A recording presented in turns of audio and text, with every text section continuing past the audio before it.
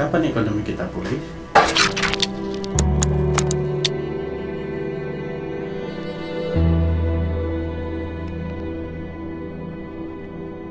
Masyarakat yang terpapar virus COVID-19 hingga saat ini kasusnya terus menunjukkan peningkatan yang sangat signifikan, tak terkecuali di Provinsi NTT, apalagi di Kota Kupang.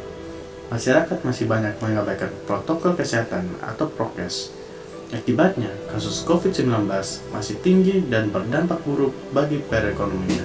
Dampak dari virus ini sepanjang tahun 2020 sangat terasa. Ekonomi masyarakat terpuruk, pendapatan berkurang, membuat pada akhirnya daya beli masyarakat menjadi menurun. Tingkat penyebaran COVID-19 sungguh memusingkan berbagai sendi perekonomian. Berbagai pelaku usaha mulai dari toko, ruko, mal, bahkan pedagang kecil sekalipun juga ikut kena imbasnya. Ancaman kematian setiap saat selalu hadir di depan mata, seakan tak terhindarkan. Jika lalai dan abai mengikuti prokes, maka kita akan dengan mudah terpapar. Apalagi dengan kehadiran COVID-19 varian baru, Delta, yang lebih ganas dan berbahaya. Dan adanya varian baru virus corona yaitu varian Delta yang lebih ganas atau yang lebih menular inilah yang menyebabkan kasus COVID-19 di India semakin membludak. Diperlukan data dan informasi statistik dalam mengukur dampak COVID-19 terhadap perekonomian. Produk Domestik Regional Bruto atau PDRB adalah indikator yang umumnya digunakan untuk tujuan tersebut. Datanya bersumber dari Badan Pusat Statistik atau BPS. Terdapat dua pendekatan dalam perhitungan PDRB, yaitu berdasarkan lapangan usaha dan juga berdasarkan pengeluaran.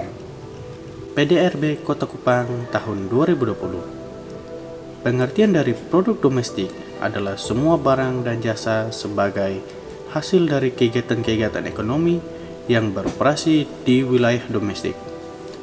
Hal ini tanpa memperhatikan apakah faktor produksinya berasal dari atau dimiliki oleh penduduk daerah tersebut, maka semua barang dan jasa tersebut merupakan produk domestik daerah yang bersangkutan. Berdasarkan hasil perhitungan PDRB, maka dampak negatif dari wabah COVID-19 sangat terlihat jelas. Sebelum COVID-19 mewabah, perekonomian Kota Kupang sepanjang tahun 2019 dapat mencapai pertumbuhan yang positif di atas 6%.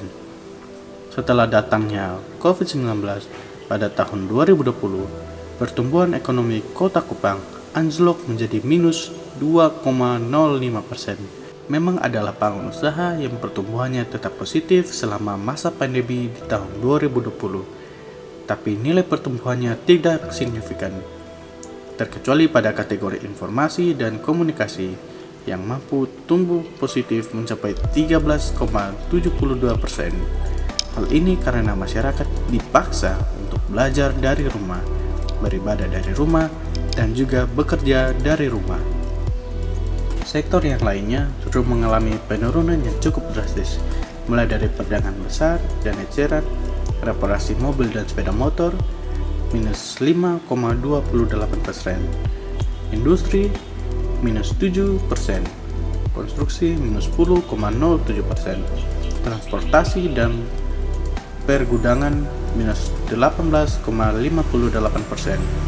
penyediaan akomodasi dan makan minum minus 28,12%, hingga ke jasa perusahaan minus 44,41%.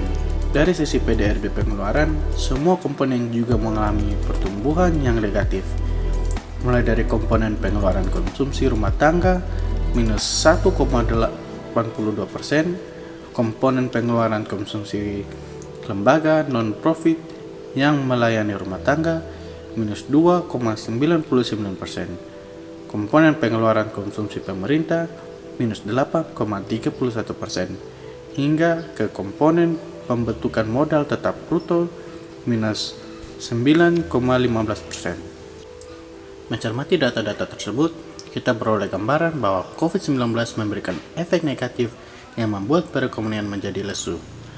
Yang perlu disadari bersama adalah sektor kesehatan dan sektor ekonomi masyarakat derajatnya sama.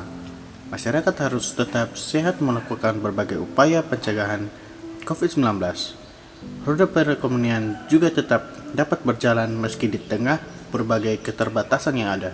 Mari bersama tidak abai dan lalai dalam mematuhi prokes.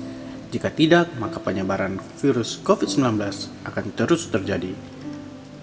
Kesadaran untuk patuh prokes sudah tidak boleh lagi datang dari orang lain. Kesadaran itu hendaknya tumbuh dari dalam diri sendiri. Kesadaran yang berkelanjutan dan kesadaran yang tidak setengah-setengah. Jika kita berpergian atau beraktivitas di luar rumah, maka proses harus dipatuhi. Dengan demikian, maka potensi untuk terpapar dapat diminimalkan. Sudah seharusnya kita lebih patuh terhadap protokol kesehatan yang telah ditentukan pemerintah Indonesia.